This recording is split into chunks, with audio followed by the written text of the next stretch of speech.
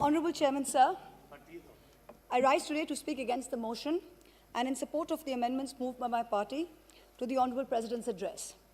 Far too many of our fellow citizens today languish in jail or bear the burden of judicial and police harassment simply for asking questions of this government or choosing to voice an opinion on the state of affairs in our country.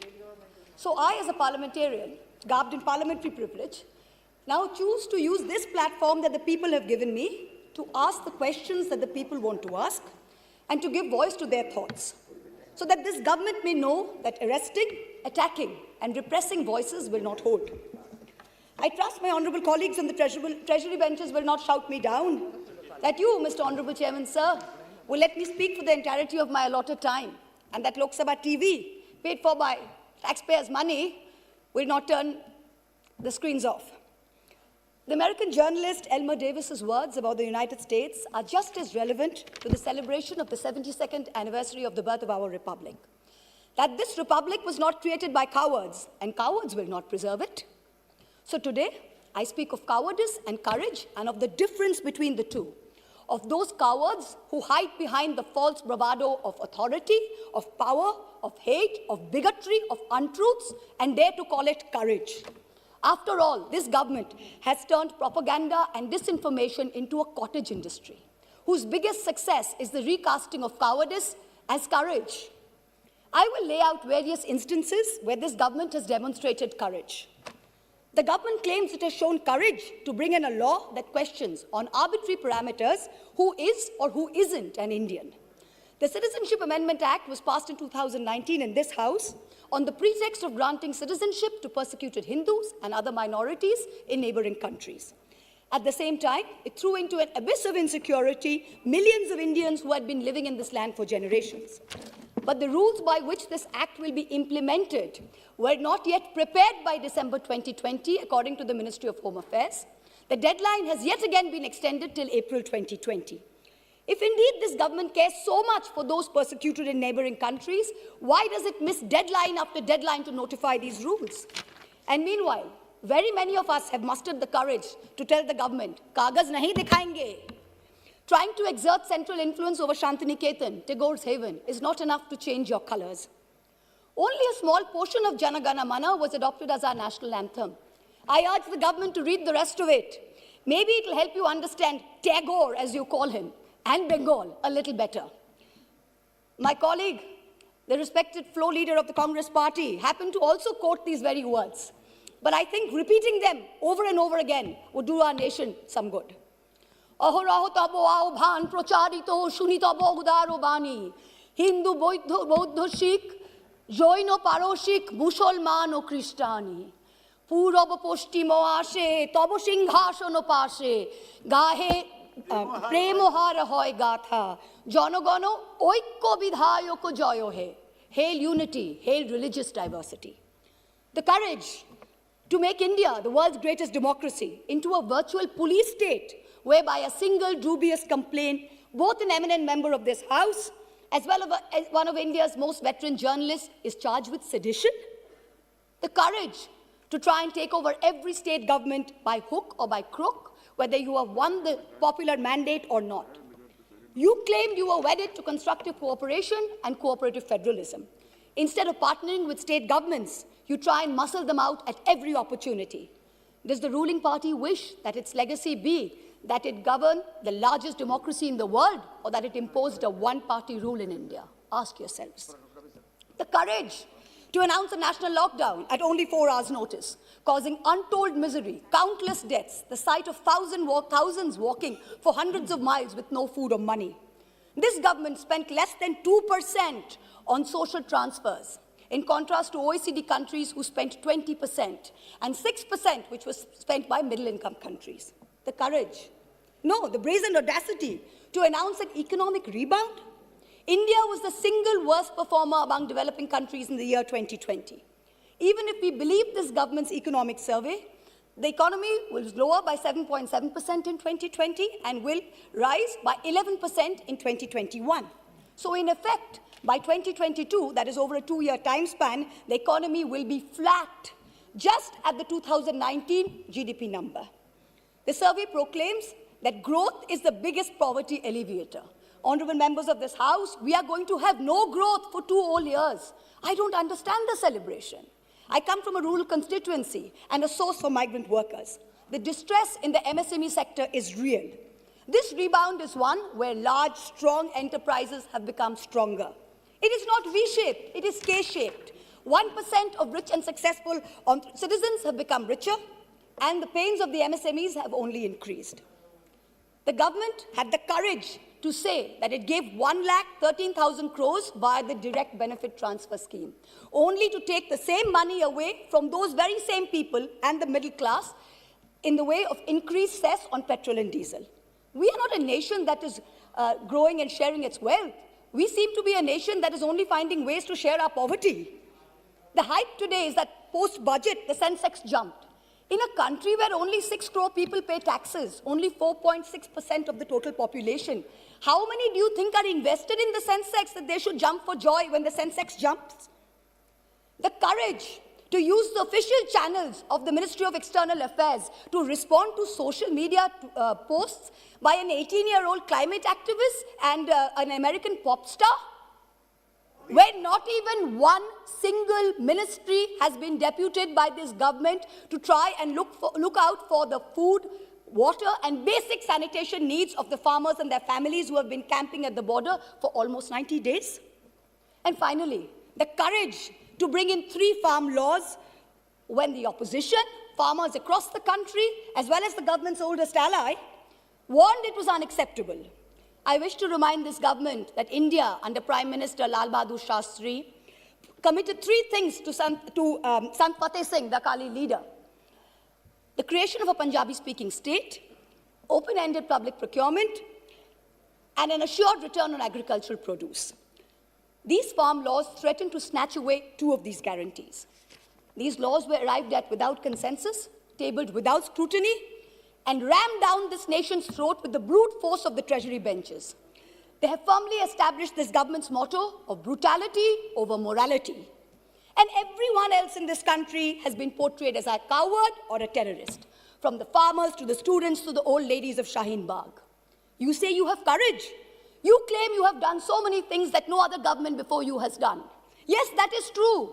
In true fascist fashion, you have made every act of pettiness, of vengeance, of hate, of bigotry a part of your narrative of courage. The reason no one has done it before you is not because no one had the courage, but simply because it was not the right thing to do. Has that thought ever struck you? And India's tragedy today is not just that her government has failed her, but that her other democratic pillars, the media and the judiciary, have failed her too. Lord Hayne, the Labour peer, said in the House of Lords, what is the point of being a member of Parliament, either in the Commons or in the Lords, if you don't discharge your responsibilities? And, where appropriate, use the privileges that you have in order to promote justice and liberty. So today, like a true child of Bengal, I will stand here and be courageous. Trust me, Mr. Balu, we have not lost the fighting spirit. Even though the government's spin factories will later portray it as cowardice or even plagiarism, I will lay out a few home truths by using my parliamentary privilege that guards me from charges of sedition and contempt for anything I say in this House. And Mr. Law Minister, sir, if you're present on the premises, with all due respect, this time you have neither the right to shut me up nor to try and get my words expunged from the record. The sacred cow that was the judiciary is no longer sacred. It stopped being sacred the day a sitting Chief Justice of this country was accused of sexual harassment, presided over his own trial, cleared himself, and then proceeded to accept a nomination to the upper house within 3 months of retirement, replete with Z+ security cover. The judiciary stopped being sacred when it chose to squander the greatest opportunity that any bench of the highest court of this land has ever seen, to reinforce the founding principles of our democratic republic and to uphold the rights enshrined in Part 3 of our Constitution. One second, One second, please. Please, Mo. He cannot discuss in the House. Please, wait. And Nishikant Dubey is a point of order. The minister is on his legs. Please, 1 second, please. Yes, Minister. 352(5). 352 point of order, 352(5). Yes, Premchandra ji. She cannot discuss 352(5). the conduct of the Chief Justice of India. Let the minister Here, without giving the prior notice and approval of your chair.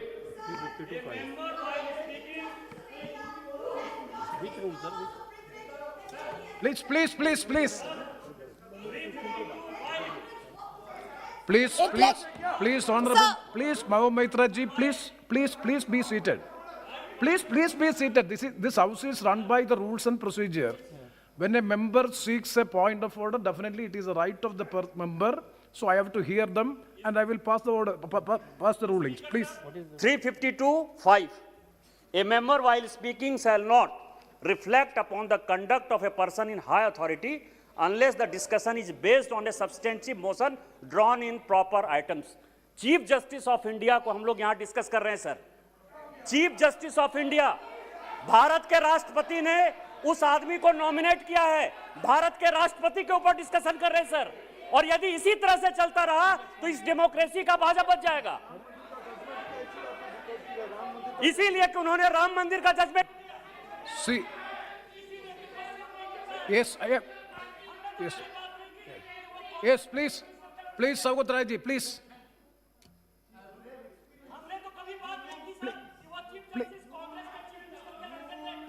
Please. Saugat Rai ji, please. Please. Hey, please. चार बार नहीं sir, हमें Saugat Rai ji, आप sir that आप बोलिए ना, आप बोलिए. That member is shouting Please. Sir. Under what rule? Honorable member under 352(5). Oh, please. I am going for an explanation.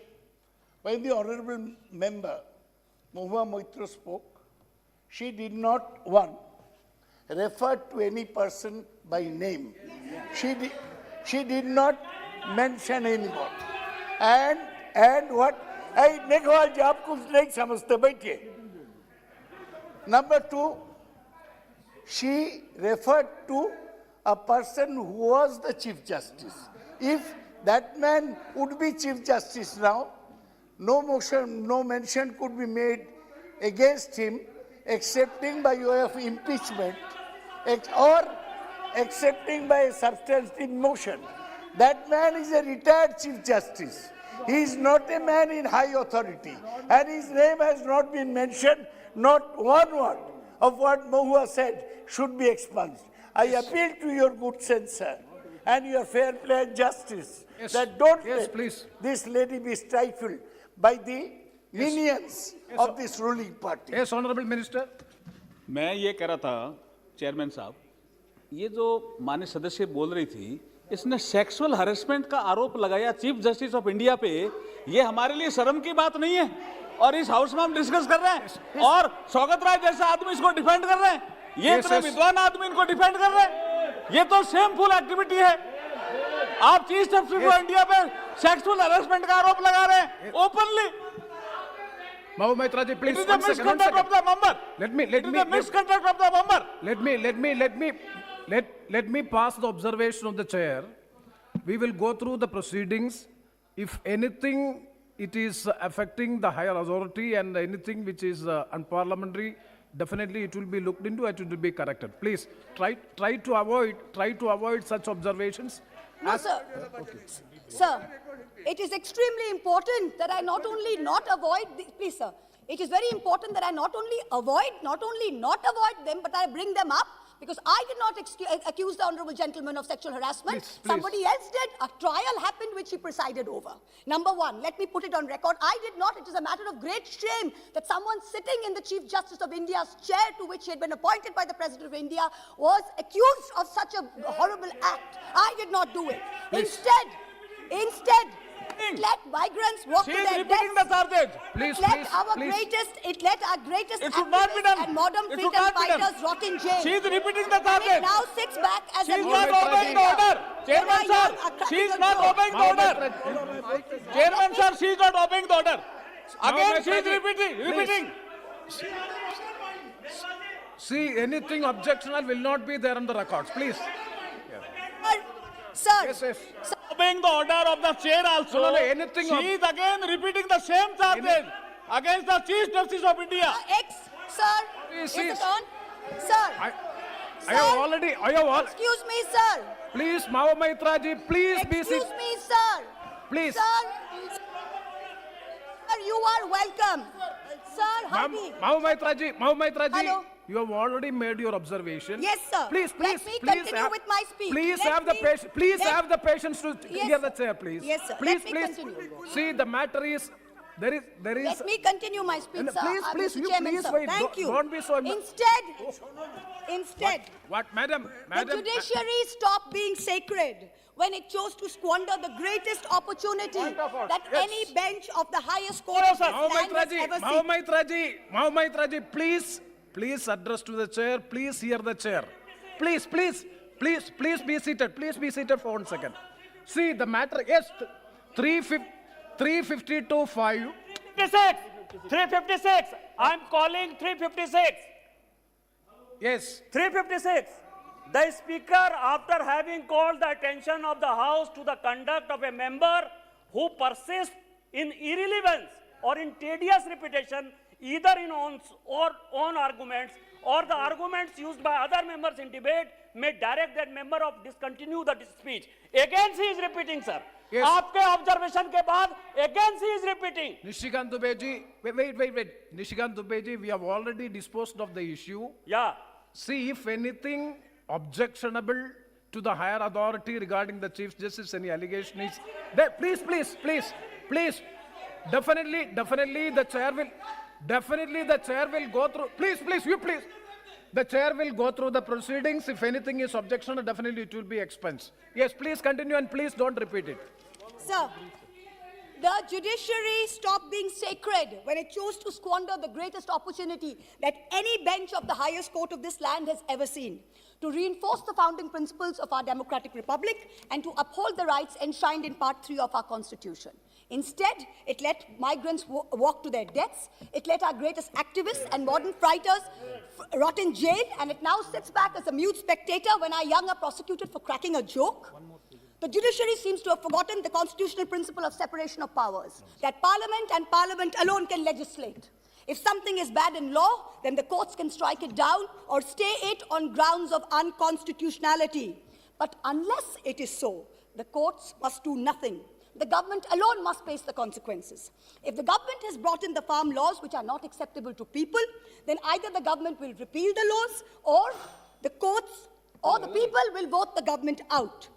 We urgently need the sagacity and courage shown by the high courts during the emergency when they delivered ADM Jabalpur and like decisions. The Supreme Court, unfortunately, is failing the common citizen and is being perceived as protecting the privilege and, ironically, only itself. A very large section of the Indian media has plummeted to new depths, both in terms of lack of factual reporting as well as the total absence of journalistic ethics.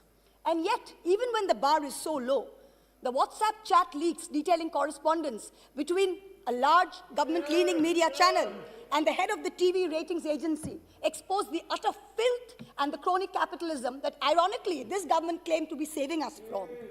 What is left of the resilient media is being targeted with the provisions of the UAPA and other draconian laws. You keep taunting the Congress about the emergency, but India today is in a state of undeclared emergency.